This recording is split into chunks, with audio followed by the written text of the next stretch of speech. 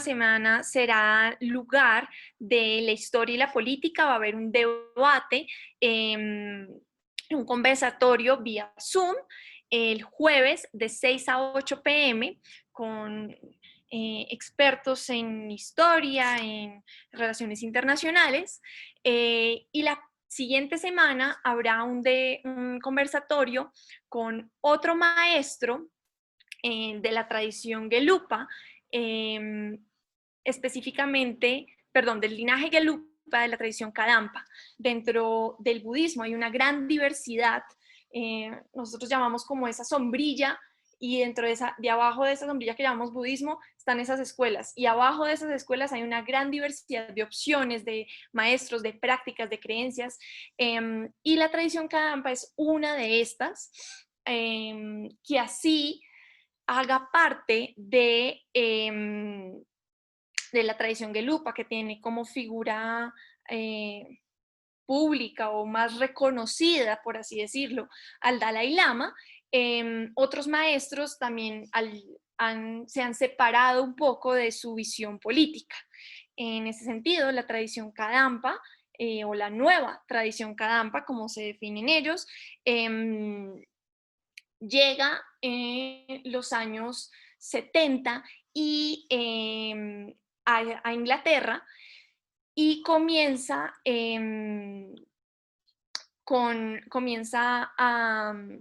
a diversificar y a generar otras prácticas. Entonces ese va a ser el conversatorio de la semana número 4, y en la semana número 5 será un evento de cierre que los esperamos todos ahí. También será el jueves 19 de noviembre de 6 a 8 p.m.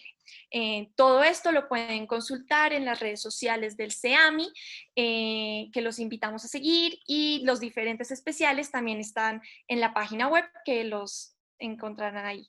Veo que ya el Lama se pudo conectar. Buenas tardes, Lama. Entonces, nos da un gusto tenerlo aquí. Bienvenido a este espacio, y le doy la palabra a Adriana para que podamos continuar con este evento. Muchas gracias. Bueno, finalmente. Buenas tardes, Lama Tarchin. Buenas tardes a todos. ¿Cómo están? ¿Cómo estás, Lama? Bueno, finalmente entonces lo logramos. Queríamos entonces empezar esta charla.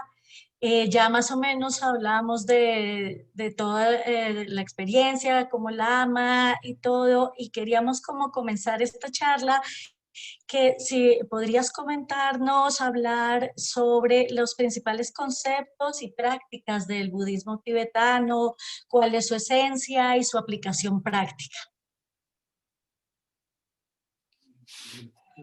Una pregunta como muy amplia, pero bueno. Sí, yo sé.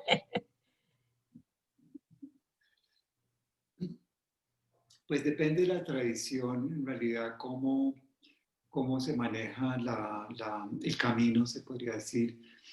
El linaje nosotros, digamos, de los Kagyupa, primero pues se comienza con las meditaciones más básicas y de tranquilizar la mente, del nosotros shamatha. Shamatha, y en tibetano se dice shine, en sánscrito se llama shamatha, y pues para nosotros es meditación de tranquilidad. Y de ahí progresamos a una meditación que se llama vipassana. Pero mi vipassana ya viene siendo como una meditación en que se le muestra al individuo que es como una introducción a la naturaleza de la mente. Le estoy hablando así como más directamente para que sepan qué es, porque dentro de todo esto hay muchos pasos más de las prácticas que hacemos con todos los mantras y todas las deidades. Las deidades y toda esa parte es la parte que el individuo asume algunas prácticas o una sola práctica como la práctica, el método que va a utilizar para poder llegar a ver la naturaleza de la mente. Lo que hablamos de la naturaleza de la mente, pues es que la mente, pues sí, en su estado esencial, en su estado natural, viene siendo libre de todos los apegos, de todo apego, de todas las manchas, de todas las emociones que perturban, bueno, todas las cosas que lo molestan a uno. Y entonces la naturaleza de la mente es más allá que todo eso y viene siendo así como el espacio libre de cualquier mancha, de cualquier algo emotivo o pensamientos, mucho más de los conceptos también, porque recuerde que todo sufrimiento pues comienza con un pensamiento, ¿sí? Y ahí pues uno ya es como que yendo de la mente hacia afuera, comienza con un pensamiento, entonces uno ya se pega a ese pensamiento y lo elabora y al fin y al cabo ya se vuelve un hábito mental. Como por ejemplo, si un mal genio, si una persona que le comienza con un pensamiento no se presentan las condiciones y el momento en que la persona le da mal genio. Ese mal genio entonces se vuelve, primero comienza con un pensamiento y después se vuelve un mal genio y después se vuelve un hábito. Si uno sigue otra vez, cada rato otra vez le hace mal genio, mal genio, mal genio, ya se vuelve un hábito, ya se vuelve un hábito mucho más difícil de manejar. Entonces, todas esas cosas son las que maneja uno con las meditaciones, las diferentes meditaciones, la práctica de la paciencia. Hay prácticas que se dirigen mucho más a practicar la paciencia que cualquier otra cosa. Y con la paciencia, pues es la práctica principal de cómo quitarse a uno ese mal genio. ¿Sí? Okay. Entonces,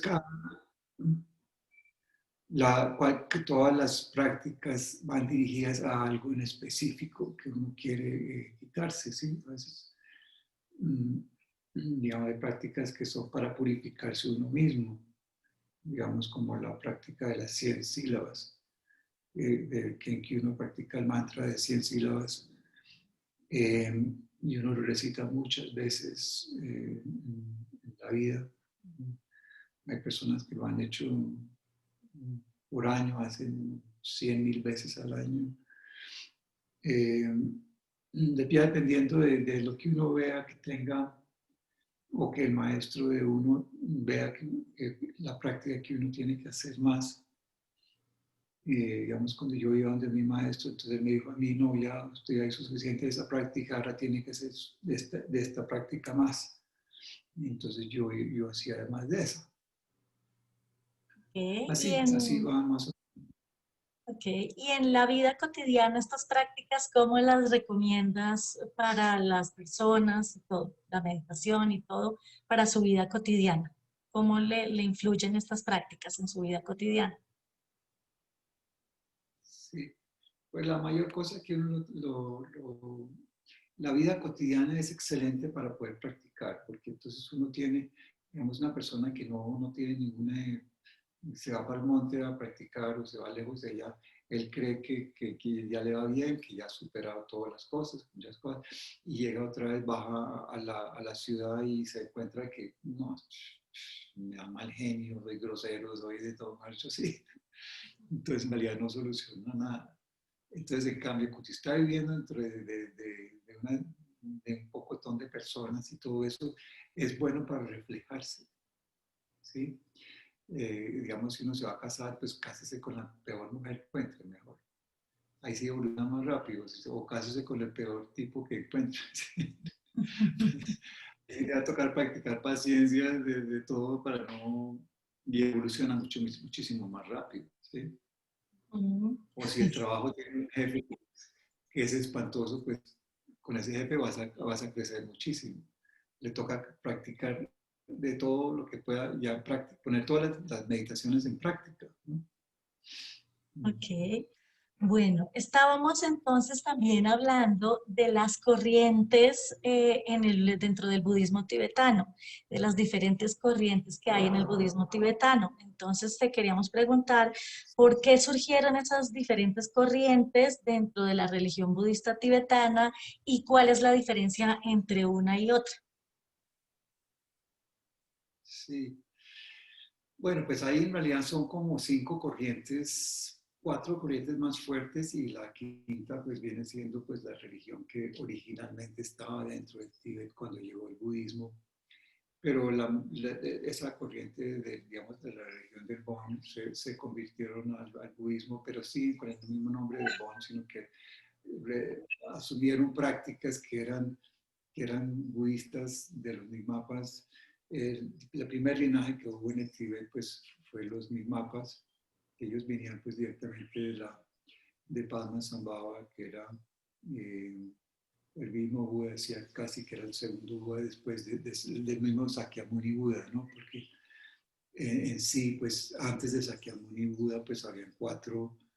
Sakyamuni Buda viene siendo el cuarto Buda de los 1000 Budas que van a haber en esta era, ¿no? Entonces,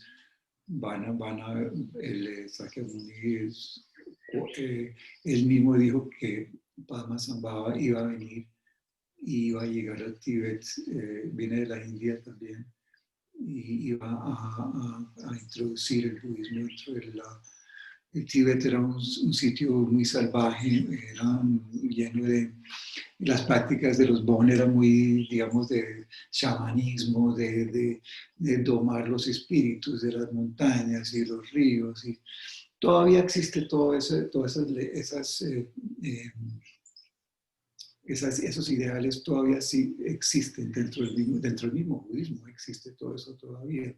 Y los lamas pues viven dentro de todo eso, pero ellos llegaron a hacer muchas prácticas que tomaron todos estos espíritus y los convirtieron al budismo. Y ahora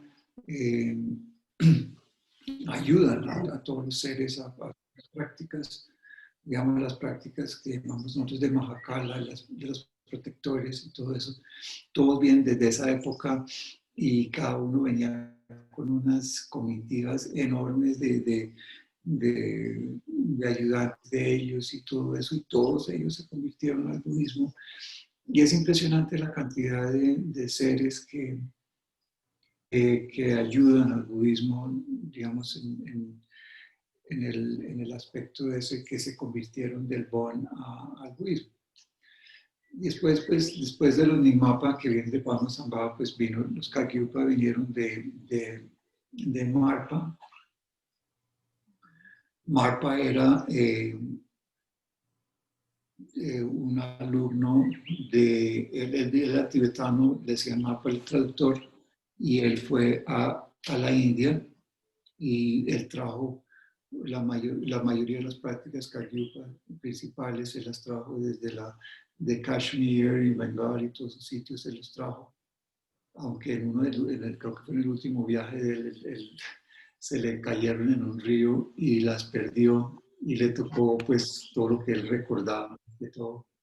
Y eso fue lo que llevó entonces venían las prácticas en el linaje de nosotros y los Nimapa. Es que los Kagyu y Nimapa son muy parecidos, ¿sí?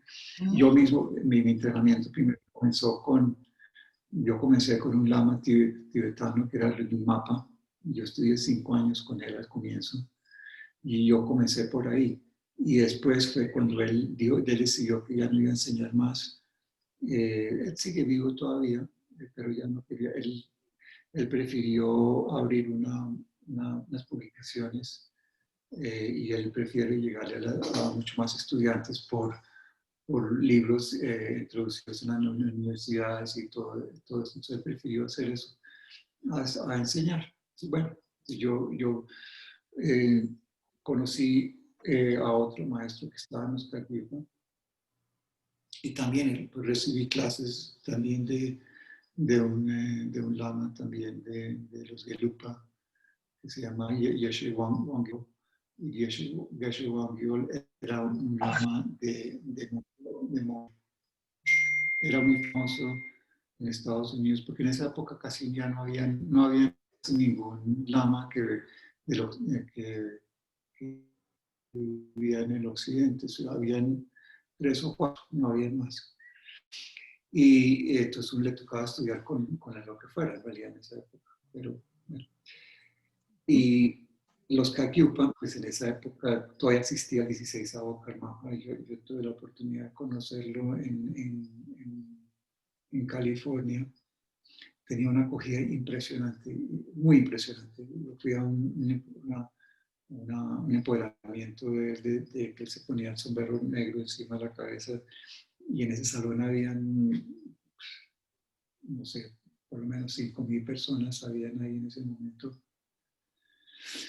Y esa es la parte de los Kagyupa. Entonces el Kagyupa comenzó con Marpa y Dusun Khenpa. Dusun Khenpa, después de Marpa y Gampopa, llegó Dusun Khenpa, que era el primer Karmapa. Y él comenzó con la tradición de los turcos, ¿sí? Y esta tradición de los turcos se regó por todos los diferentes linajes. Los turcos, ¿qué son? Los turcos son reencarnaciones conocidas, en que ellos mueren conscientemente y hacen una proyección de su conciencia y entran en otro cuerpo, pues en el momento de concepción de las parejas. Muchos de ellos pues ya tienen programado con quiénes van a ser los papás, el papá y la mamá de ellos en la próxima vida, y lo dicen antes de morirse, dejan una carta escrita, quiénes van a ser los papás. Hasta los Bon asumieron esta misma tradición de los turcos también. Y el Karmapa, entonces ahorita vamos en el 17º Karmapa. El mismo Dalai Lama, que actualmente pues es 14º Dalai Lama, él también asumió esa misma tradición de las reencarnaciones conocidas, ¿sí? Y él escribía también su sitio de nacimiento, de dónde iba a nacer. El propio maestro mío, que se llamaba Carlo Rinpoche, él dejó una carta, y él nació, fue muy interesante porque las personas que lo cuidaban con él cuando era viejito, ya tenía 86 años, y la pareja que lo cuidaba, que yo los conocía también, él le nació fue a ellos. Entonces, en la carta que él dejó escrita, puso eso, que él iba a nacer de ellos. Y fue una sorpresa para todo el mundo, pero cuando todo el mundo abrió la carta, dijo, wow, mira. Y entonces él ahí mismo fue, y de buenas que lo encontraron tempranito. Los Karmapas sí tuvo un problema como serio, porque en realidad nadie encontraba la carta del renacimiento de ellos, y por fin la encontró. La carta la había dejado dentro de lo que llamamos un gao. Un gao es una carta como metálica, y adentro generalmente los lamas se lo llenan a uno, y uno no lo abre, ¿sí? Digamos, yo también tengo un gao que me pone alrededor del cuello, y hay personas que lo tienen como en un cofrecito, se podría decir así, y ahí dentro los lamas lo llenan, pues puede ser de reliquias o cosas sagradas para la persona, para proteger a la persona en sus prácticas, cuando está viajando y cosas así, le ponen eso ahí.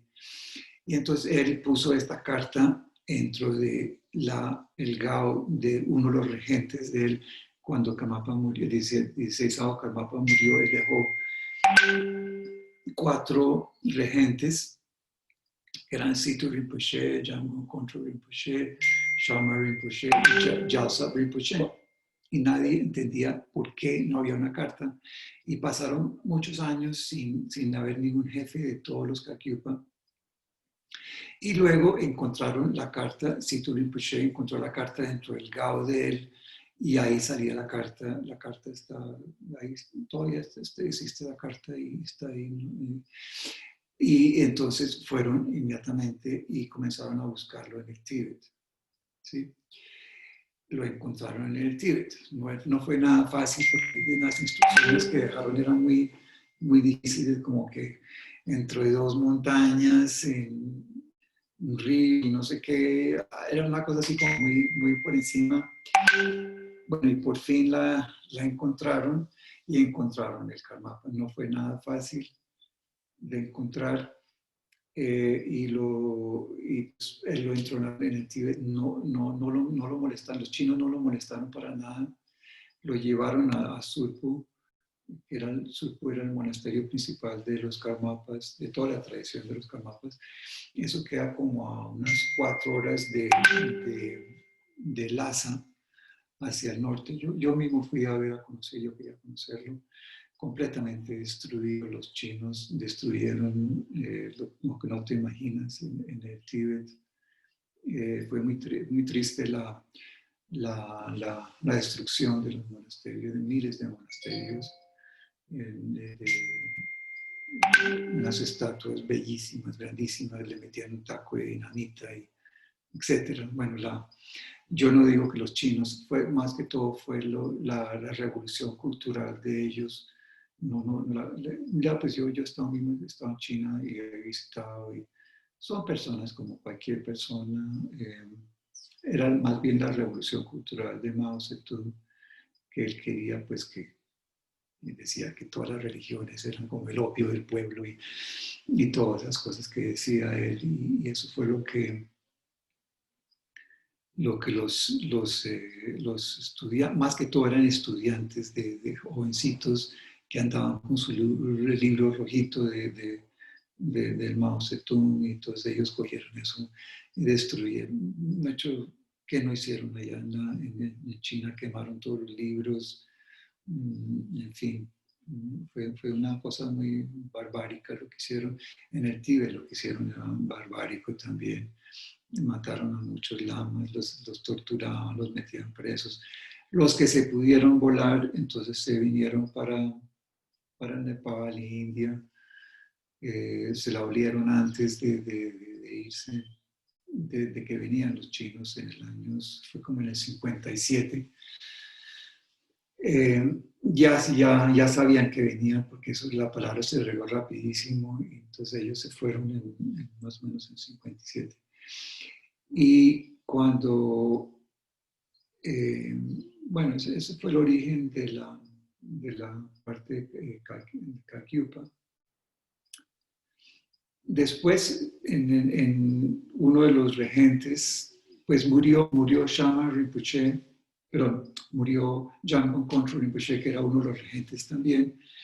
Yo lo conocí mucho, yo recibí muchos empoderamientos, muchas enseñanzas de él. Yo era muy cerca de él porque era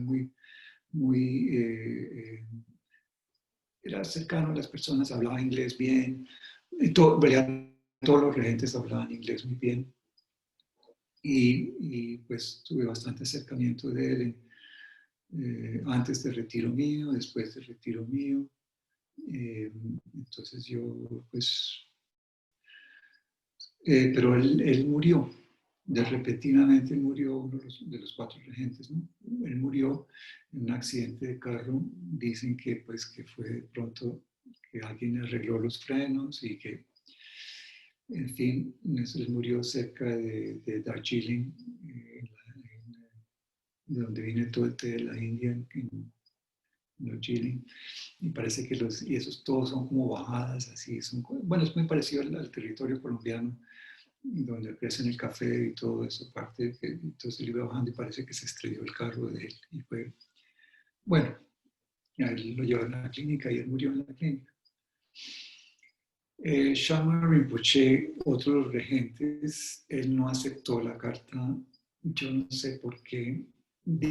Dicen que por motivos de dinero, más bien era como cosas políticas, porque tú sabes que pues, el Karmapa tuvo una cosa que se llamaba el Karmapa Trust Fund, que es había muchas personas que se morían y le dejaban todo al Karmapa y tenía un fondo de dineros bastante grande, muy grande, se podría decir. Y ellos querían, pues, meterle la mano a eso. Y por eso dicen que Shamar Rinpoche fue y buscó un turco, pues una reencarnación conocida, y lo sacó del Tíbet y dijo que ese era el Karmapa, pero era imposible que fuera. El Dalai Lama generalmente es la última palabra en los turcos, porque cualquier reencarnación conocida iban donde el Dalai Lama. El Dalai Lama siendo pues el jefe de todo el Tíbet, hay personas que dicen pues que él era el jefe de los Gelupa, pero el jefe de los Gelupa no es el Dalai Lama. El Dalai Lama es el jefe de todo el Tíbet, él era el rey del Tíbet, ¿no? Los Gelupa quieren decir que es eso, pero en realidad no es. El jefe de los Gelupa es un lama que se llama Trisum, no sé qué, bueno, es otra persona que lo eligen entre ellos. Es muy interesante cómo lo eligen ellos porque ellos cogen dentro de las personas que más, los que tengan más alto conocimiento dentro del linaje y lo eligen dentro de los más altos lamas, entonces los cogen y tienen que pasar por ciertas pruebas y escogen a la persona que es más sabia dentro de ellos y él es el que eligen como siendo el jefe de los Gelupa. Claro que los Gelupa, el Dalai Lama ha recibido muchas enseñanzas de los Gelupa, también recibió muchas enseñanzas de los Nyingmapas, de muchos de los lamas del mismo Karmapa. Ellos mismos, en esa altura de ellos reciben enseñanzas de todos desde los altos linajes. De Digo Khyentse Rinpoche. Digo Khyentse Rinpoche fue maestro de maestros, un lama muy, muy increíble. Yo mismo lo conocí cuando estuve en el Nepal. En su última vida, ahorita ya está de niño otra vez, pues ya no está niño, ya tiene 20 y pico de años. Era un maestro extraordinario que vivía en el Tíbet, era muy alto. Él vivió muchos años en cuevas y llegó a muy altos grados. En realidad se podría decir que ellos cuando llegan a ciertos puntos se dan cuenta que son de todos los linajes, porque en realidad pues todos los linajes van a lo mismo. Entonces él, lo que era Carlo Rinpoche y Digo Khyentse eran muy amigos, por lo que también eran, en esa altura, son maestros de todos los maestros. Entonces, digamos, en la escuela Gelupa, dentro de los mismos de la escuela Kaikyu, hay 8 linajes dentro de la misma escuela. Entonces, el maestro mío, Carlo Rinpoche, él era jefe de los Shampa. Era el que estaba sosteniendo el linaje Shampa. Y él fue hasta la escuela, digamos, en Sera, él estuvo en Sera, en el Tíbet, y impartió todas las enseñanzas Shampa a los Gelupa. Por eso te digo, es una combinación de diferentes linajes, se podrían decir, que se combinan mucho. A mí no me parece muy bueno la cosa de la rivalidad entre los linajes y todo eso, porque en realidad pues es como eso. Pues si lo mira uno es ridículo. Pero en general entonces las enseñanzas son las mismas independiente del linaje o tienen alguna diferencia el uno del otro. Hay diferencias, pero de método, ¿sí? Digamos, los Nyingmapas buscan es Dzogchen. El método de ellos es buscarle el Dzogchen, que es la gran final o la gran completion stage, no sé, creo que es el gran final, se podría decir, ¿no?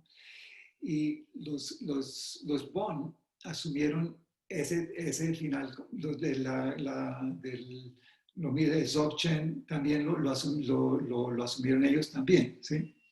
El Mahamudra viene siendo entonces el de los Kagyupa, ¿sí? Pero es lo mismo, es lo mismo, pues al final ya todo es lo mismo, sino que es la aproximación de cómo es, y también el camino también que llega allá y todo eso. Pero es muy probable que los altos lamas que estén en los Kagyipa también, digamos, un otro maestro mío que se llama Khenpo Karthar, él también estudió también el linaje de Nyingmapa también, ¿ves? Los Gelupas sí ya es otra cosa un poquito más diferente, ¿sí? El Geshe, digamos, que está aquí en Bogotá también, él, pues yo he hablado varias veces con él, hemos estado en ceremonias juntos, él venía a la vida, venía al centro mío, todo eso, pero él es una maravilla de ser también, ¿sí? Pero los métodos de ellos son mucho más estudiosos, digamos, para sacar un grado de Geshe son muchos años de estudio, ¿sí? Y después ellos hacen retiro, de 3 años después de eso. Pero yo también, nosotros hemos recibido los Geshes en el centro. Este último fin de semana hubo un Geshe que estuvo enseñando que él estaba en el centro de nosotros y está muy bienvenido. Él es muy respetuoso, que nosotros somos Kagyupa. En el centro nosotros también hemos recibido en Nyingmapa, es un lama el ruso que viene cada rato, él ha enseñado en el centro. Ellos son muy respetuosos de cada grupo y pues uno también los respeta a ellos, en realidad uno está en el mismo camino. Entonces, siempre hay una tradición, pues los Gelupas son mucho más estudiosos, o sea, esa es la parte de Gelupa, se podría decir. Y luego, pero yo he hablado, digamos, con Gelupa, cómo ellos hacen el mismo Nundru de ellos que hacemos nosotros, las prácticas preliminares, se podría llamarlos, es el mismo, lo hacen ellos también. Algunas prácticas también yo le preguntaba a los Geshe y las hacen lo mismo, pero son de diferentes formas. Entonces uno en realidad no hay ninguna discrepancia de que uno sea mejor que otro, que no sé qué. Porque si tú hablas con un cristiano, él cree que está en lo mejor. Si hablas con un musulmán, él cree que está en lo mejor.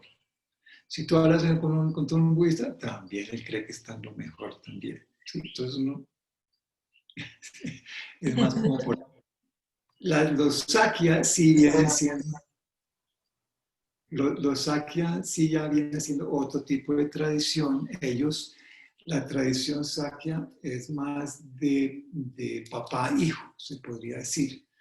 Digamos, el papá le pasa todas las enseñanzas al hijo, después el hijo sigue. Yo tuve la oportunidad de conocer a Sakya Trinzi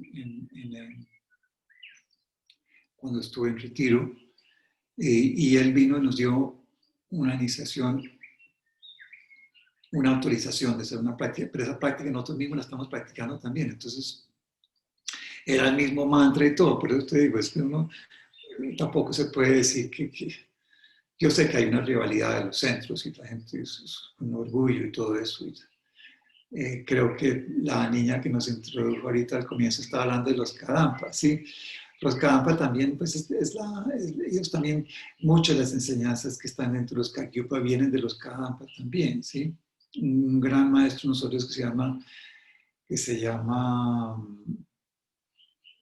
Sanjay Nyempa. Sanjay Nyempa es un altísimo lama de Kagyupa, una reencarnación conocida de muchas reencarnaciones como él mismo. Muchas de las enseñanzas que él enseña son enseñanzas Kadampa. ¿Sí? Entonces es muy difícil uno buscar Y con los de los otros países, por ejemplo, el budismo Zen, el Theravada, el budismo en Tailandia, ¿hay diferencias o también es más o menos lo mismo? hay diferencias en el aspecto, pues, de que, bueno, yo mismo también antes de estudiar mi mapa, yo estuve con los Zen.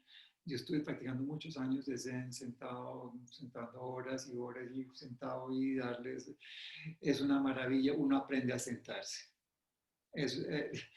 Por ese lado, los Zen tienen eso que es buenísimo, que enseña a la gente a quedarse quieta. porque en realidad es muy difícil uno poderse meterse en meditaciones largas y no se puede sentar. Sí, le duelen las piernas, le dice uno para el otro lado, para el otro lado. Claro que todo es mental, ¿no? Después de que uno ya se tranquiliza mucho más mentalmente, ya se puede sentar mucho más horas y todo. Ellos hacen sentamientos de Zen de ellos, duran 2 semanas sentados, por favor. Sí. Todo el día.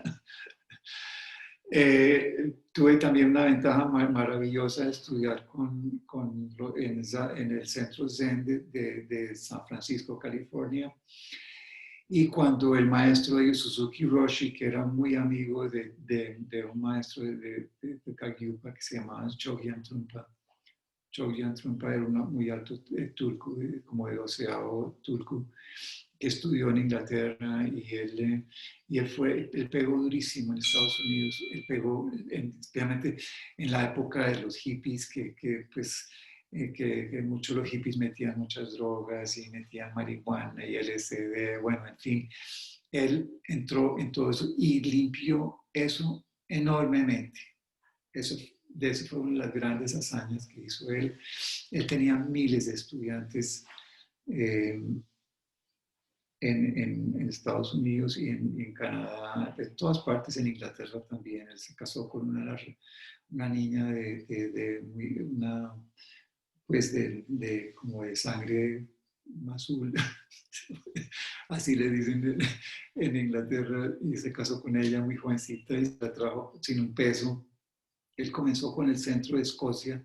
En Escocia hay un centro muy bonito de los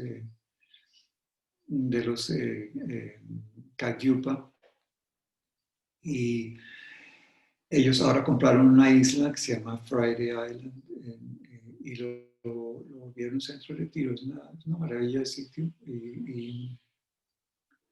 Bueno, en fin, y él era la persona que había comenzado ese centro allá en Escocia, y después él se vino a Europa, de Europa se vino a Estados Unidos, y él era muy amigo de Suzuki Roshi, y Suzuki Roshi murió. Entonces Suzuki Roshi, al morirse, le dijo a él, mira, le digo a todos los estudiantes, váyanse con Troy Chogyan Trungpa, él es el único que sabe de budismo ahorita en Estados Unidos. Y la mayoría de ellos se fue con Suzuki Roshi. Perdón, los de Suzuki Roshi se fueron con Chogyan Trungpa. Yo conocí a uno de ellos también, que se llama Alan Marlock, fue el que me inició a mí dentro del budismo Zen, y tuvimos contacto por muchos años. Y él fue a vivir a un centro que es Zen, es un centro de Chogyan Trungpa en el norte de Colorado, se llama Rocky Mountain Center. Ese sitio se volvió muy famoso, muchas personas van allá todavía. Yo un año fui hace como unos 5 o 6 años, fui allá estaba viajando yo con un lama que se llama Trungpa Rinpoche, que es el abad de los Kagyupa. Y fui allá con él y me impresionó la cantidad de personas que estaban practicando. Pues dicen que el budismo es la religión que más rápido está creciendo en Norteamérica. Y después de ir allá, me di cuenta que sí era verdad. Es impresionante la cantidad de personas que tiene ahí, viviendo ahí mismo también, ¿no? Hicieron una estupa enorme. Una estupa es como un shorten, se podría decir, como una estatua llena de reliquias, y esta tiene varios pisos allá adentro. Y maravilloso me pareció, y ellos pues son muy fuertes entre el budismo. Varios de los maestros míos enseñan con ellos. Bueno, ya la mayoría de mis maestros ya se están muriendo. Muy triste, pero ya la vida es así, ¿no? Y te queríamos preguntar también sobre la... Dale, perdóname. Dale, sigue. Bueno, Tailandia, yo estaba en Tailandia varias veces, me fascina ir a Tailandia. Tailandia, el budismo de ellos es muy, digamos, se podría decir, Theravada, no me gusta decir que es budismo Hinayana como los tibetanos lo llaman, porque en realidad Hinayana es decir que es el camino menor. Ellos no se reconocen como siendo camino menor. Entonces yo prefiero decirles que es un Theravada, ¿sí? Theravada fue casi el primer budismo que comenzó en la India, enseñado por el mismo Sakyamuni Buda. Y el centro de los Sakyamuni, de las enseñanzas de Sakyamuni, se fue para Sri Lanka. Y en Sri Lanka es una islita al final de la India. Pues, ustedes miran, pues la mayoría de que ustedes saben dónde queda Sri Lanka, pero es una islita que queda al fondo de la India y se volvió muy budista. Y ahí es tal vez el centro del mundo Theravada, se podría decir. Y ellos, la diferencia de ellos en realidad no es que sea diferente en el aspecto del Vinaya. El Vinaya es lo que el Buda escribió sobre todos los votos que debe tomar una persona. Digamos, los monjes, pues ellos lo llaman bhikshus, nosotros lo llamamos, el voto en el Tíbet se llaman gelon. Gelon son los que toman. Antiguamente eran 450 votos y ya ahora como ya van en 240. Hay diferentes niveles de Vinaya también. Hay Vinaya pues de 36 votos, hay de 5 votos, hay el de 240 votos. Generalmente ahorita para las mujeres se terminó, esa acción se finalizó en Tíbet. Entonces ellos tienen que ir a varios diferentes sitios, pueden ir digamos, creo que ahora la mayoría de las personas, las mujeres que quieren recibir los votos completos van a Hong Kong y los reciben en Hong Kong. Ellos son, ¿cómo te explico? Bueno, aquí entramos con la otra etapa del budismo. En el budismo hay un voto muy principal del budismo, no el de los Theravadas, sino el budismo Mahayana, que se llama el voto del Bodhisattva. El voto del Bodhisattva es de que ellos renuncian a la entrada del nirvana completo. Mejor dicho, ellos no se van a ir hasta que todos los seres no salgan de la vida del samsara. La vida del samsara viene siendo la vida cotidiana, toda la vida que trae sufrimiento, toda la parte externa que nosotros creemos que es lo que nos produce felicidad, pero en realidad no produce ninguna felicidad. Todo lo que es trabajo, dinero, relaciones familiares, papá, mamá, hijos, etcétera, todo eso.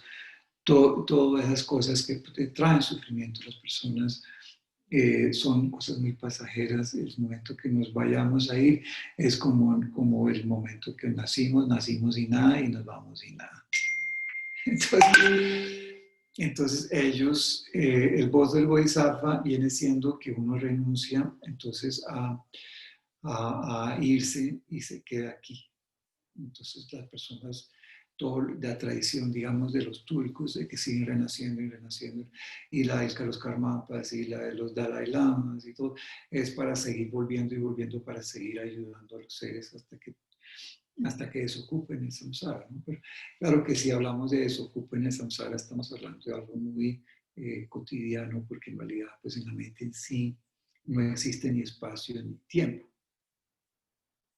¿sí? Entonces, no, pues siempre va a ser, ¿sí? Siempre va a ser. Sí. Entonces, la mente siempre va a ser también. No tuvo ni comienzo y no va a tener fin ni nada de eso, porque esos ya son conceptos de lo que hablábamos antes de los conceptos mentales que tenemos y que nos ponen límites para las cosas y todo eso. Entonces, este voto de Bodhisattva lo tienen los Mahayana, pero los Theravada no lo tienen. El Theravada, entonces, no, ellos buscan su liberación personal. Entonces, ellos llegan a altos grados de Arhat, digamos, se puede decir, Ellos buscan más bien como llegar a un estado de arhat, pero no es la liberación completa, porque si yo digo, yo busco mi liberación, yo todavía tengo ego porque yo soy yo, ¿sí? Entonces me puedo sentar en un monasterio contra una pared, mirando la pared años y meses y bueno, en fin, puedo llegar a muy altos grados mentales de liberación, pero no alcanzo a llegar hasta el otro lado porque falta ese voto. Ellos no lo entienden, uno les explica eso a ellos, pero ellos tienen tan grabada todas las enseñanzas de ellos y claro que ellos entienden el Mahayana también, pero ellos prefieren practicar todos los Sutrayana de ellos, todos los sutras de las enseñanzas del mismo Buda. Es muy, yo he hablado con varios de ellos, estaban también hablando en centros de ellos en Bangkok y todo eso, pero bueno, ellos juran de lo que hacen es la maravilla, y lo digo, yo no les digo que yo soy lama ni nada, sino que yo he ido a curiosar a ver qué es lo que hacen. Sí. Pero yo me doy cuenta que les falta eso, y se ve a leguas que les falta ese poquito, ¿sí? No solamente en Tailandia, no creas, es en Birmania, en Camboya, en Vietnam también yo me he ido y es impresionante, uno va a salones llenos, a mí me impresionó fue mucho la cantidad de monjas que yo vi en Vietnam, que aprenden todos los sutras y todo eso, y recitan y todo eso, y son salones llenos y después salen y se montan en sus motos y se van para la casa y todo eso, pero es bonito porque están estudiando budismo y el budismo pues le enseña a ser mejor persona, entonces a mí en realidad no importa qué camino asuman ni nada de eso. Ahora el budismo tántrico se desarrolló mucho más, fue en el Tíbet, en Mongolia, en algunas partes de la China. He escuchado que en Japón también hay un monasterio que es tántrico. Yo no podría decir que todo el budismo de Japón también es tántrico, también hay mucho Mahayana, hay mucho Theravada también, en Corea también, en fin, la parte vajrayana del budismo tibetano, el budismo tántrico, es una maravilla, digamos, pero mira cómo es la vida, digamos, todos los votos que asumen todos los tibetanos vienen siendo también de los mismos votos Theravada, de los mismos, de las votos, de los 240 votos. Eso es lo más chistoso. Entonces ellos no pueden decir que los Theravadas son Hinayana o no sé qué, que el camino menor ni no sé qué, son parte de lo mismo. El mismo centro de nosotros que se llama Karma Texum Choling significa camino, los tres caminos en uno. Karma Texum, Sum viene siendo tres y Texum pues viene siendo los tres caminos. Entonces pues ahí están.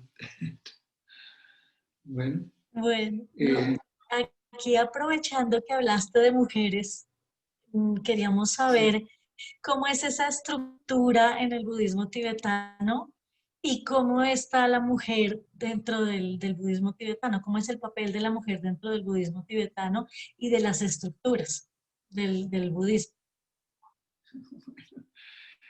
En realidad la mujer antiguamente, pues en los monasterios, pues el mismo Buda cuando después de que se iluminó, él decía, no, yo no quiero saber nada de mujeres en el grupo, y solo van a estarse con los tipos y van a hacer desastres y no sé qué. Y por mucho tiempo él no quiso aceptar. Entonces ya después le dijeron, no, que tienen que aceptarlas, pero ¿cómo hacer que no? Y todo eso. Bueno, después él las aceptó. Después de un tiempo él las aceptó.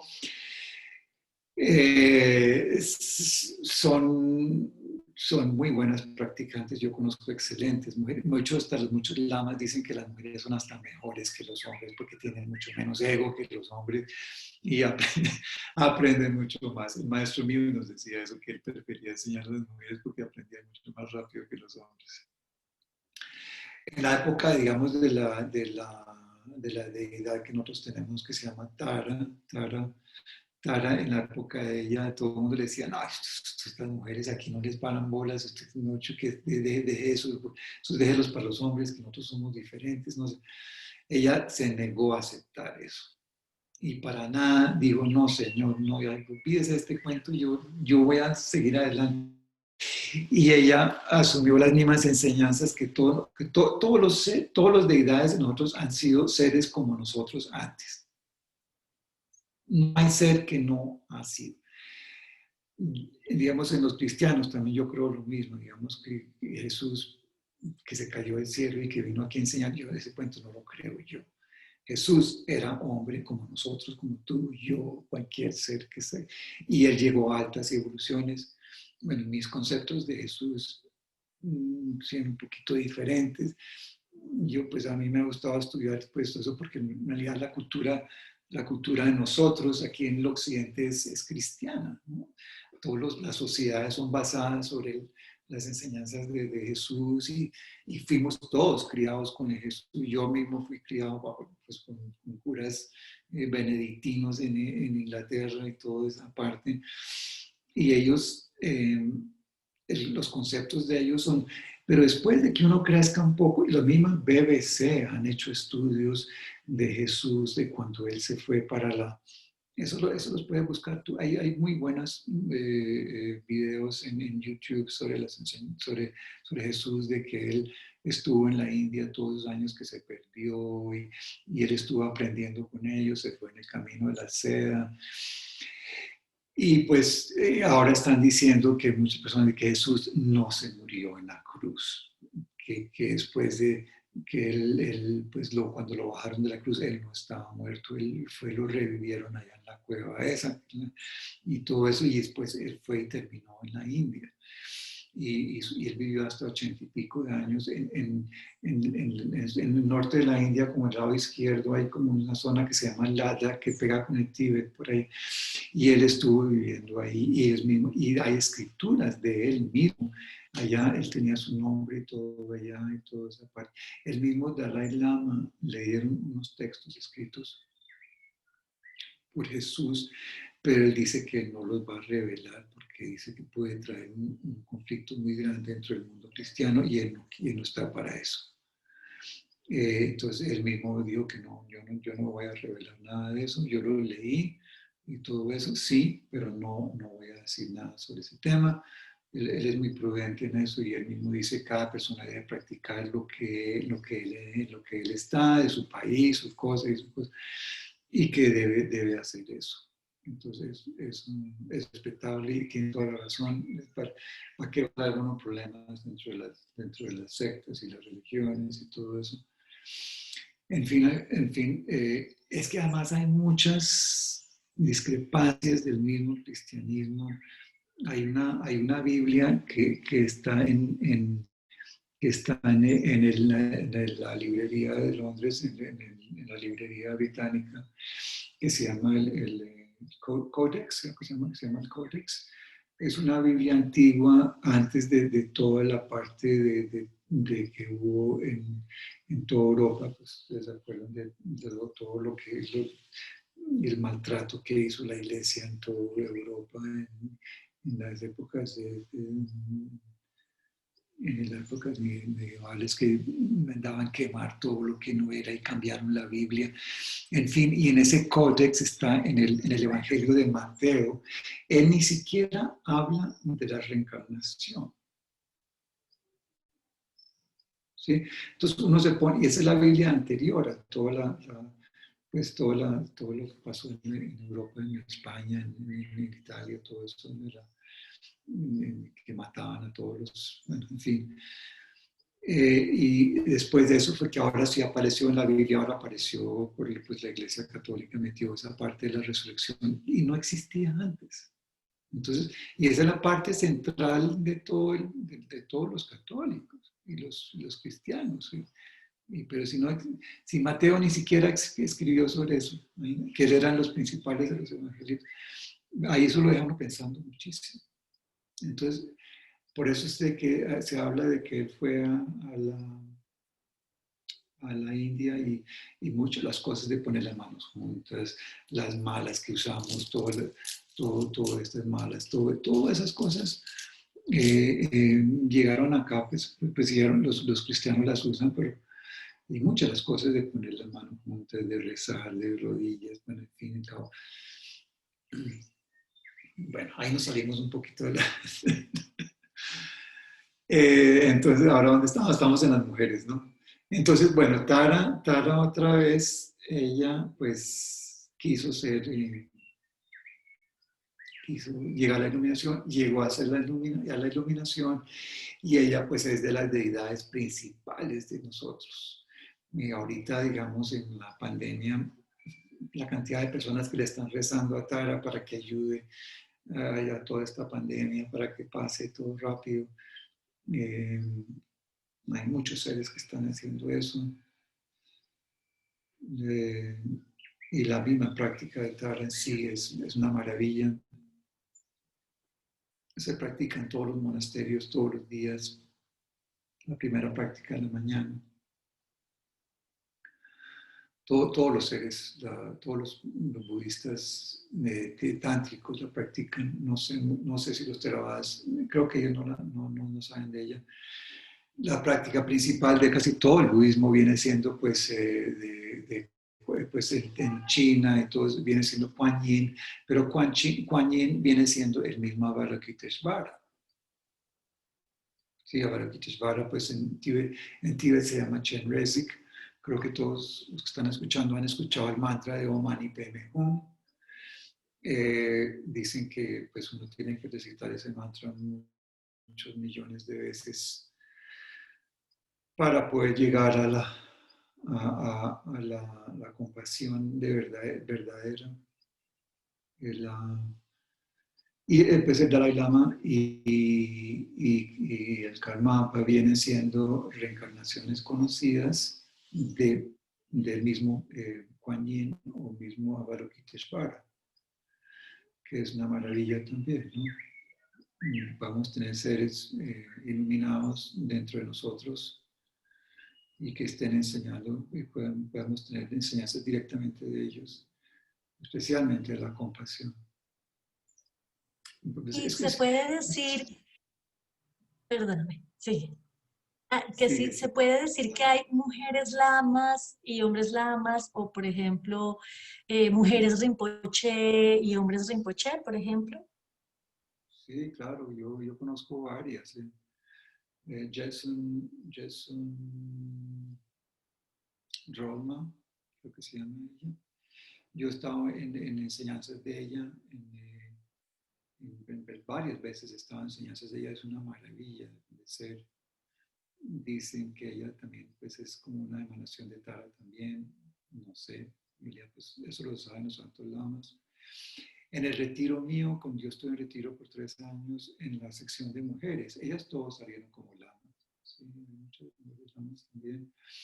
Y en Francia también hay varios centros de retiros. Ellos, los franceses deben tener por lo menos unos, yo creo que fácilmente por ahí unos 200 lamas entre hombres y mujeres también. En Inglaterra también hay mujeres lamas.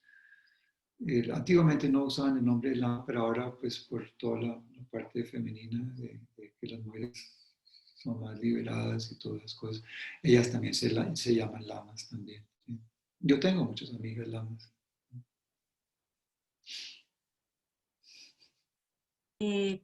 A ver, queríamos saber si nos podías también comentar qué ventajas y desventajas tiene en la práctica la unión política y religiosa del gobierno tibetano, en el ejercicio de gobierno como tal.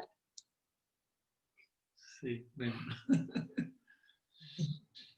Pues en realidad pues la religión en sí no es tan política, son muy apolíticos, ¿no? Ya cuando viene la religión en sí, porque en realidad no tiene nada que ver con espiritualidad, ¿sí? Los políticos se han vuelto tan políticos que se han alejado mucho de la espiritualidad de las cosas, pues el Dalai Lama pues viene siendo el jefe del Tíbet y la parte política también como espiritual. pero él quiso decir, no, yo no quiero saber nada más de la parte política porque yo qué tengo que hacer ahí, ¿sí?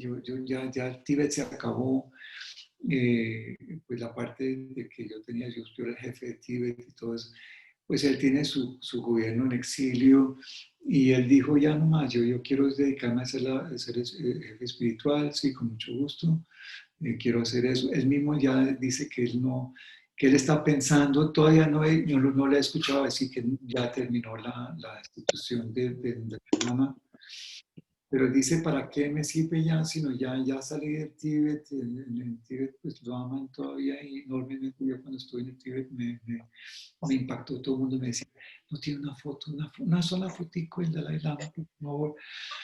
Pero uno se pone a repartir eso y terminas en la cárcel. Entonces, sí. Eh, el Dalai Lama, pues en sí, pues él gobernaba ahora, pero ahora dicen que pronto es muy probable que cuando se vaya el Dalai Lama, es muy probable que dejen al Karmapa, al 17º Karmapa de jefe pues de todas las cosas, mientras, como decir a alguien, porque es el que más cerca está el Dalai Lama. El Dalai Lama lo reconoció a él como el Karmapa del 17º. No reconoció al otro cuando Shyama Rinpoche fue allá a llevar al otro Karmapa, o al que dicen ser Karmapa, y que para que lo reconociera el Karmapa, el Dalai Lama dijo que no era Karmapa, que ni para nada, y que dejara ese cuento, y que dejara de causar divisiones dentro del linaje, toda esa cosa, y le dijo que no, absolutamente que no. Y pues, entonces es muy probable que sea el 16º Karmapa, Orjin Trini Dorje, el que quede como jefe de la parte pues encargado del pueblo tibetano.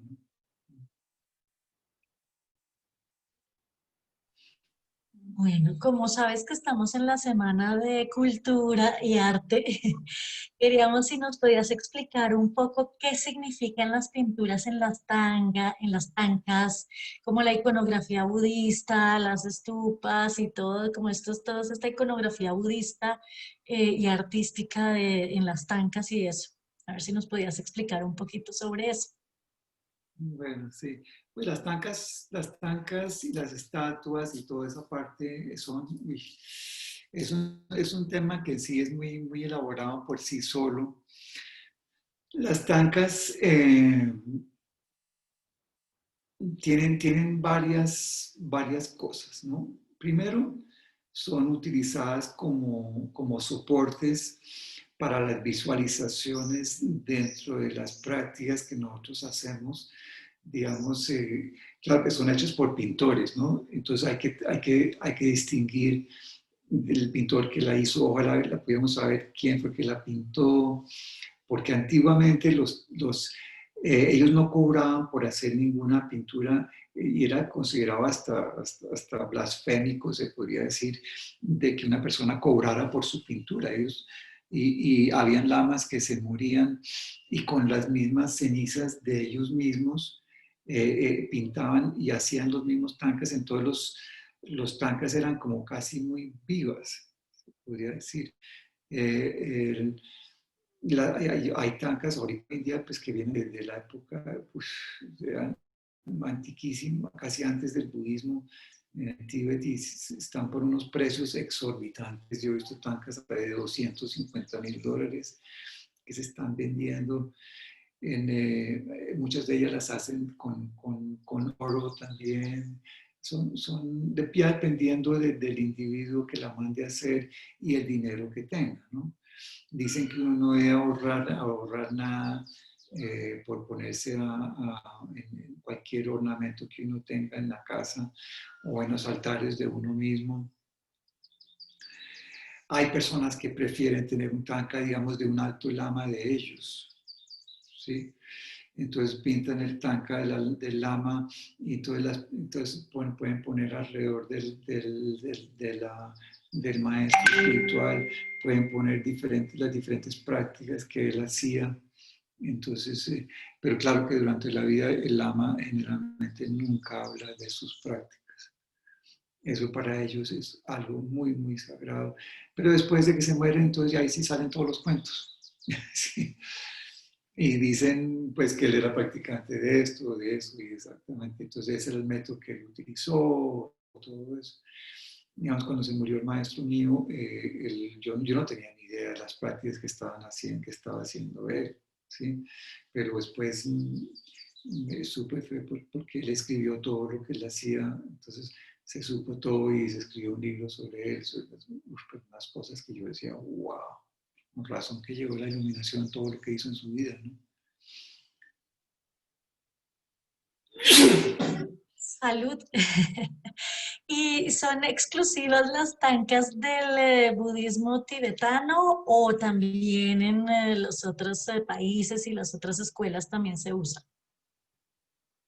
Pues generalmente muchas de las tankas pintadas en el Tíbet también venían del Nepal.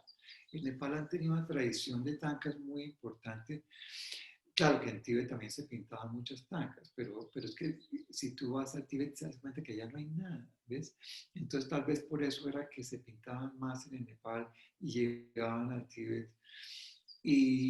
Pues la tradición que es ellos yo fui a muchos monasterios cuando estaba en el Tíbet y vi los frescos que pintaban las paredes bellísimas, eso sí, pero llegaron los chinos y con brochas los dañaban. No, no, no. De hecho, era las barbaridades que hicieron allá, unos frescos y unas paredes enormes de las, pues, de la vida de los lamas y como las deidades y todas las cosas completamente dañadas. Eh, Después, pues ahora hoy en día pues es mucho más fácil porque uno hoy en día las enrollan en algunas telas y les ponen telas alrededor de los tankas y las enrollan. Entonces en el Tíbet, digamos, como es una tradición de mucho de nómadas, de muchos de los tibetanos son nómadas, entonces es más fácil para ellos ponerlas, enrollarlas y subirlas en serio, llevar pinturas y todo eso, y mucho más fácil transportar una tanca que una estatua, se podría decir, ¿no? Eh, pero las tancas en sí vienen siendo las de hoy en Nueva York. Vi un almacén que solo tiene tancas de lo más alto grado que existe de $5,000. Claro que poniéndole precio, ¿no? En realidad son tancas que casi no deberían tener ni precio encima, porque son hasta en oro, las pintan con oro y cosas. Yo he visto hasta tancas hechas en bordado, con unas, mejor dicho, algo que uno dice, no, wow. Pero eh, generalmente son de las prácticas que hace uno de Tara Blanca, de Chenrezig, de Manjushri, de Sakyamuni. Generalmente son ellos las tancas de los protectores también. Cuando uno tiene un centro es una maravilla tener tancas porque pues le dan cierta cantidad de energía a los centros donde está uno. Y si uno tiene tancas, pues entonces en la casa de uno también pues, le da cierta energía bonita de las prácticas que hace uno. Y uno las utiliza mucho para visualizaciones también, ¿ves? Porque, digamos, uno está haciendo una práctica, digamos, de Vajrasattva y tiene una tanca de Vajrasattva enfrente de uno. Es mucho más fácil visualizarla y después visualizarla encima de la cabeza de uno y todo eso. Entonces, muchas de las prácticas de la medicina, todas las prácticas, es más fácil de practicarlas fuera del Tíbet yo casi no podría decir que en Tailandia, en Tailandia pues hacen Es un tranca tanto allá. ¿Hay pinturas? Sí, lógico, hay pinturas, hay muchas pinturas de Sakura. Cuando él estuvo, cuando era muy flaco, cuando era muy... hay muchas, digamos, cuando él era muy, pues, hay muchas pinturas y en China de que él era muy barrigón, pero en realidad no tiene nada que ver con Buda. Buda en realidad era muy, muy... Cuando él pasó, eso es antes de la iluminación de él, se le veían todas las costillas y todo, y parecía un cadáver, sí, sí, no. Y después de eso él se dio cuenta que los ayunos tampoco sirven para llegar a la iluminación. Él hizo mucha práctica antes de llegar a la iluminación.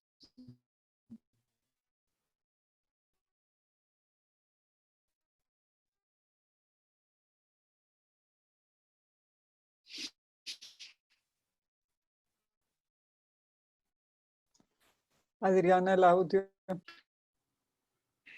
Claro, no compramos Creo que estamos teniendo problemas de pinturas conexión.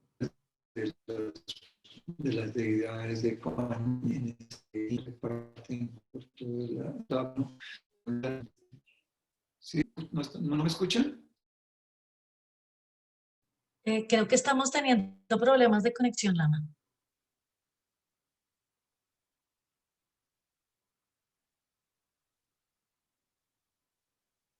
Ay, sí, creo que lo perdimos.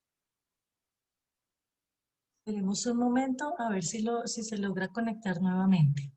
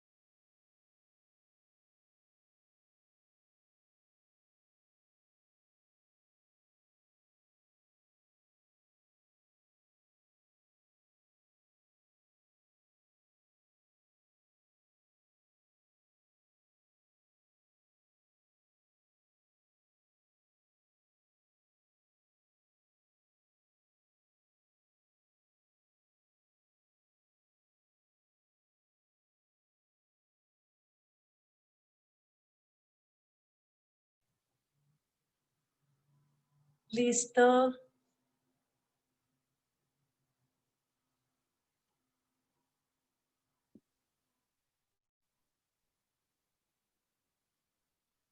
Ya volvimos. Nos estabas comentando entonces de las pancas fuera del Tíbet, en Tailandia y esto. Ahí nos quedamos. Sí, pues, pero ustedes me están viendo ahorita, yo no me he podido conectar. Sí, ahí te vemos perfecto. Sí, yo no veo a nadie ni nada. Ah, ya digo, a ver, pero mientras tanto, pues que ahí te estamos viendo y oyendo. ¿Sí? Bueno, no, bueno.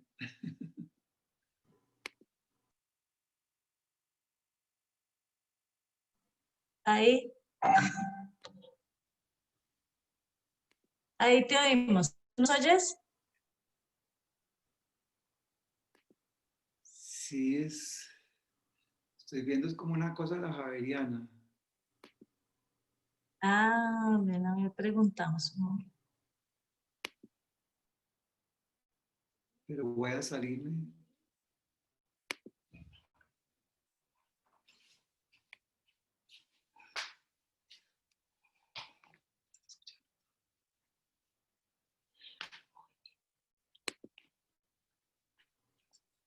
Ahí te vemos y te oímos. ¿Tú nos oyes? Y te escucho muy bien. Ah, bueno. Nos decías entonces de las tancas fuera del Tíbet. Sí, pues en el Nepal hay una tradición de creo que comienzan son hermosas en el aspecto de que son muy precisas. Ellas son, digamos, la cara es un triángulo y después vienen cuadrados y además la postura de la persona que está sentada también viene siendo un triángulo perfecto. Uno se da cuenta, si uno va a Nepal, digamos, en Boranat, sea en Boranat, que queda una gotica de salida de Kathmandu, es un sitio donde están todos las estatuas y las tancas y todo eso.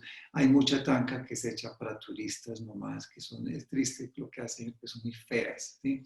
Generalmente una tanca debe ser muy bella, uno cuando ve, si uno la va a utilizar como una práctica de uno mismo, digamos, digamos, hablamos de tara, ¿sí? Uno quiere una tara muy hermosa, porque entonces uno dice, wow, esta es la deidad que yo practico y que me gusta. Pero digamos, un amigo mío que era pintor de tancas, casi pintó todo el monasterio de Cate. Él tenía una tara blanca que me quería vender por años, pero a mí no me gustaba. Entonces yo le dije que no, yo no se la voy a comprar porque es que no me gusta mirarla. Entonces yo soy así, a mí me gustan las taras, las púas, digamos, yo tengo un búho de la medicina en mi casa que me parece hermosísimo, pero porque es hermoso, la estatua, la tanca, la pintura es muy bonita en sí, entonces me gusta visualizarla y todo eso. Y las tancas que trato de escoger yo para el centro y todo eso, y las que después se venden en el almacén y todo eso, son tancas que me parecen bellas, porque pues, ¿para qué se van a vender algo que no gusta? ¿Sí? Y uno también tiene que tener mucho cuidado con los tancas también, que no tengan ego metido también de la persona que la pintó. Generalmente con un tanca, después de que ya se ha pintado, llevan esa tanca y se la llevan a un alto lama y el alto lama dice si está buena o está mala y le puede poner un dedo, una imprenta como una huella y se la puede poner en la parte de atrás como para darle también más energía también a la pintura. Yo tenía unas pinturas de tara blanca que tenían el dedo impreso de Tarzan Turco, cuando el primer maestro mío del budismo tibetano en los mapas, él le ponía un dedo en las pinturas. ¿Y tienen esencialmente un significado religioso o artístico, la tanca? O sea, ¿qué significa como tal una tanca? Por eso te decía, son imágenes que la gente utiliza para prácticas. Entonces son soportes para las prácticas de visualización. Como casi todo el budismo, las prácticas son de visualizaciones. Entonces uno visualiza a la deidad y toda la tanca viene siendo como un soporte para la práctica. Y hablando de este tema de venta, de las imágenes, de las tancas, ¿qué piensas tú de la recepción del budismo en Colombia y en Occidente? ¿Cómo ve la gente el budismo en Colombia? ¿Cómo ha sido esa recepción del budismo en Colombia? Y el de la meditación que a veces es tomada independiente de ese carácter espiritual, ¿no? Como la gente además tiene esa recepción de la meditación y del budismo independiente a veces del carácter espiritual que esto tenga. ¿Qué piensas de eso? Pues cuando primero llegué a Colombia, después pues, digamos, me fui un tiempo y después volví a Colombia y yo había invitado a un alto lama que viniera a Colombia. Yo en esa época no era lama, era ya una persona común y corriente. No había nada de budismo en Colombia, ¿sí? No había ni entrado la primera persona de que... Y cuando llegó primer lama a Colombia, que formó el centro nosotros, eh, no, casi no, yo hice propaganda por todas partes y bueno, fueron 15 personas, no éramos muchos. Y después él venía cada año, el grupo se fue creciendo un poco, llegaba 20 personas, 30 personas, 50 personas. Pero en sí las personas, el colombiano en sí no es muy disciplinado. ¿Sí? Para uno poder practicar el budismo uno tiene que ser bastante disciplinado, tiene que practicar todos los días y tiene que plantarse y hacer prácticas y seguir y hacer prácticas durante el día. El colombiano no es disciplinado. Y cuando yo después de que yo salí del retiro mío, cuando ya pues me dijeron que tenía que ser yo viajaba por Colombia y no llegaba a sitios ciento y pico personas,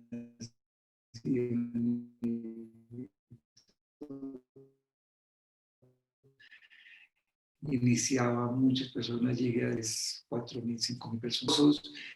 Vienen, escuchan, les fascina escuchar el budismo, es bonito y todo eso, pero a la hora de practicar son muy flojos. Pero uno, como dicen las enseñanzas del budismo, dicen que uno tiene que escuchar las enseñanzas, pero tiene que ponerlas en práctica. Si no, de nada va a servir solamente escuchar,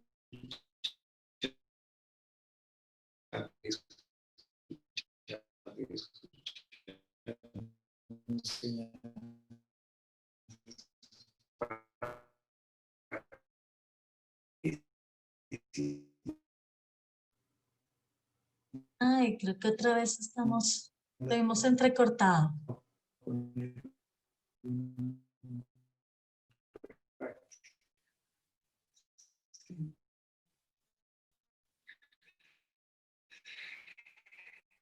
Esa parte sí es más.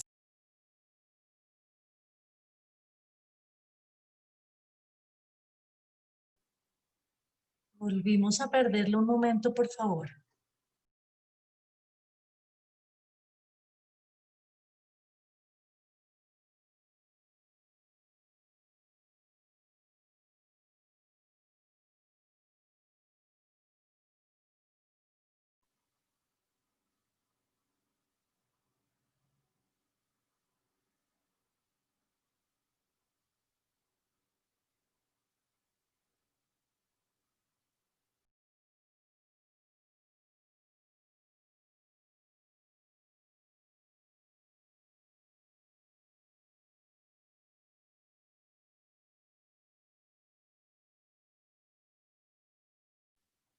Ya listo.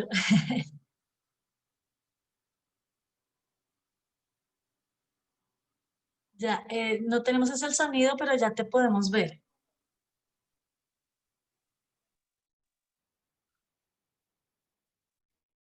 ¿Ya me escuchan o no? Sí, ya, perfecto.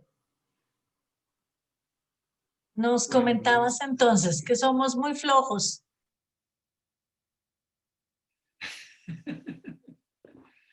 Pues tengo estudiantes de hace 20 años, de 30 años, que son buenos estudiantes, son buenos practicantes y hay personas impresionantemente buenos practicantes, sí, pero son poquitos, ¿sí? Me fascina enseñar las cosas más avanzadas, pero es muy difícil a personas que están comenzando todavía, es porque muchas personas entran, pero y desde hacen un poquito, como que se asoman por la puerta, pero se echan para atrás otra vez. Hay muchas personas también que llevan años, pero solo practican de vez en cuando. A mí me gustan mucho uno de los dichos que dice el Dalai Lama, que dice que todo el mundo deja todo para después, ¿no? Ay, no, mañana practico, otro día, entonces hagamos algo, ¿no? O algo otro día. Y llega y ya se ponen viejos y ya para qué, ya, pues, ya perdí toda mi vida haciendo bobadas y perdí, ¿sí? Cuando en realidad la mejor parte de mí, que la primera parte de la vida y una parte central de la vida debería ser las prácticas de budismo, las prácticas de meditación, ¿sí? Las personas desafortunadamente no han cogido como la última parte, primero le ponen la familia, después los negocios y el trabajo, etcétera. Y bueno, en fin. Prefieren en Cali, me da risa porque yo fui allá y a una universidad y el jefe de la universidad le dijo a todos los estudiantes que tenían que ir a escucharme. Entonces era un salón, 1000 personas, más de 1000 personas ahí sentadas. Entonces yo le digo a todos, bueno, vamos a aprender a meditar ahora. Y los que no quieren aprender, pues sálganse, y los que quieren quedar, pues que se quedan. La mitad se salieron. No tenían la mínima aspiración de aprender a meditar ni nada. Y yo no le estaba hablando de budismo, estaba hablando solamente de meditación, no más. Y me di cuenta pues, que las personas de esa noche, creo que era un sábado, las niñitas y los niñitos preferían ir a bailar y todas esas cosas. Y estaban ya como que en ropita de la rumba y la cosa, y la por risa que...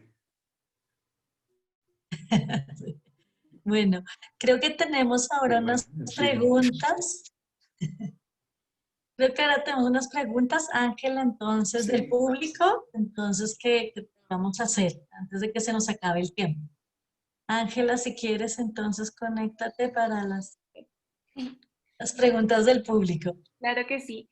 Lama, el público oyéndolo como que le surgieron varias dudas, pues por temas de tiempo tocó escoger solo un par, pero bueno, la primera es que alguien del público preguntó que cuando hablaba del silencio, ¿qué significa este silencio? ¿Qué significa la palabra silencio? Y como, sí, ¿qué contempla ese silencio? Se congeló. ¿Se congeló? Sí, me repite la pregunta. Claro que sí. La primera pregunta es, ¿qué significa el silencio? Se congeló. Sí. Cuéntenme otra vez la pregunta. ¿Me estás oyendo? ¿Ahora sí? ¿Lama? Sí, sí.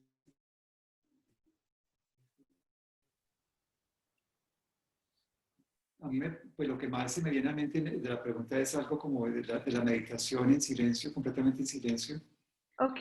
Pero el silencio, pero me da la impresión de que uno debe aprender a dominar los y todo con la propia mente, que no hay que lo moleste.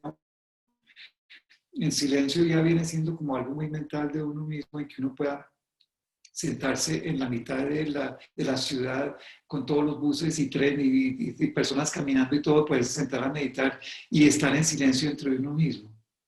Si uno puede llegar a hacer eso, creo que ha logrado un juro.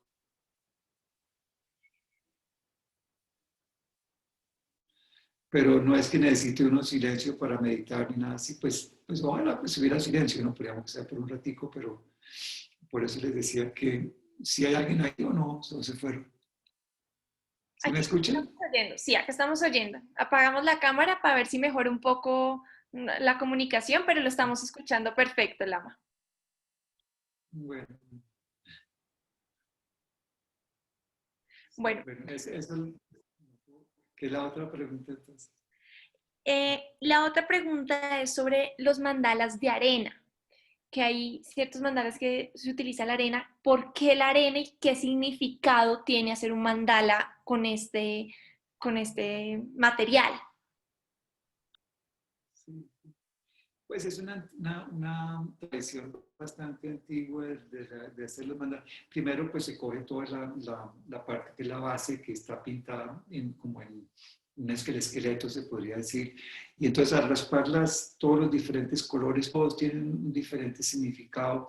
Y digamos la parte central también, dependiendo del mandala de que sea también, ¿no? Entonces se hace el ritual, los lamas al mismo tiempo que están haciendo. Hay varios que raspan así la arenita y se va formando, pero es muy preciso, todo perfecto. Entonces cuando ya se termina la mandala, después se hacen con unas prácticas y después, como la impermanencia de todo, se junta toda la arena, se mete y se bota en un sitio como ojalá fuera en una agua o un río o una cosa así, se puede botar. Y ya es la impermanencia de las cosas, ¿no? Pero el mandar es una bonita idea. Hay personas que han visto mucho eso aquí. Pues aquí hemos tenido varios mandalas. Creo que la misma Javeriana tuvo una mandala ahí bonita que sí, que vinieron los lamas de Tíbet a hacer eso. Creo que hubo hubo mandala en la Casa Blanca. También hicieron una mandala. Sí. Okay. Y Lama, no sé si puede muy rápidamente explicar qué es una pagoda y qué es una estupa, que son como dos figuras artísticas y también arquitectónicas dentro del budismo, como una explicación muy breve sobre estas dos. Sí. Digamos, el maestro mío del que fundó el centro de Cariupa, de aquí de Bogotá, él murió el año pasado, y ahorita están construyendo una estupa para poner las cenizas de él y le meten muchas reliquias adentro de muchos altos lamas, pedacitos y huesitos y cositas y cosas sagradas, prácticas, meten muchas cositas bendecidas y todo esto lo meten dentro de una estupa. Entonces dicen que una persona que ve una estupa en algún momento va a llegar a la iluminación. Es muy bonito para los pájaros que la ven, porque esos pajaritos en algún momento van a llegar a la liberación. Pues son diferentes nombres. En Tíbet se llaman pues, stupas, en otras partes se llaman shortens o algo así, pero en realidad es la misma. Generalmente están llenos de reliquias. Digamos, yo vi en un shorten que estaba en Camboya, es que tenía las cejas del Sakyamuni Buda. Y hicieron tremenda estupa ahí para eso. No, pues muy interesante, Lama. O sea, creo que tenemos muchísimas preguntas, pero lastimosamente el tiempo se nos agotó. Pero creo que afortunadamente pudimos aprovecharlo al máximo. Entonces, muchísimas gracias por este espacio, por sus enseñanzas, por sus palabras y por su tiempo. Creo que fue un espacio de gran aprendizaje para todos. Entonces, nada, muchísimas gracias. Gracias, Lama. Bueno, y a todos los invitamos esta es la segunda semana del especial, nos quedan otros conversatorios más, muy invitados todos a asistir, a conectarse con las distintas actividades del Centro de Estudios de Asia, África y el Mundo Islámico de la Pontificia Universidad Javeriana. Para ello pueden consultar la página web, que les mandaremos el link, o por las redes sociales. Estamos en Instagram y Facebook y ahí podrán ver los diferentes eventos, van a poder encontrar otros espacios para resolver más dudas sobre budismo y creo que igualmente en este espacio que tuvimos hoy ya quedamos con muchísimas preguntas más y con una mente mucho más abierta. Entonces, agradecerlos a todos muchísimo por haber asistido, al Lama, muchísimas gracias, y a toda su sangha, que estoy segura que un par se reunió con nosotros, entonces muchísimas gracias a todos.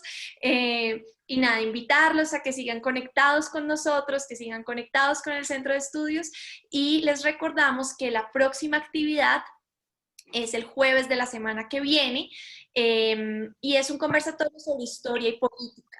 El link llegará a sus correos, entonces por favor estén muy atentos. No sé, Adriana, si quieres decir algo más. No, muchísimas gracias, Lama. Fue todo muy claro y esperamos volver a contar con usted. Muchísimas gracias por todo. ¿Y cuántas personas se conectaron más o menos? 40 más o menos.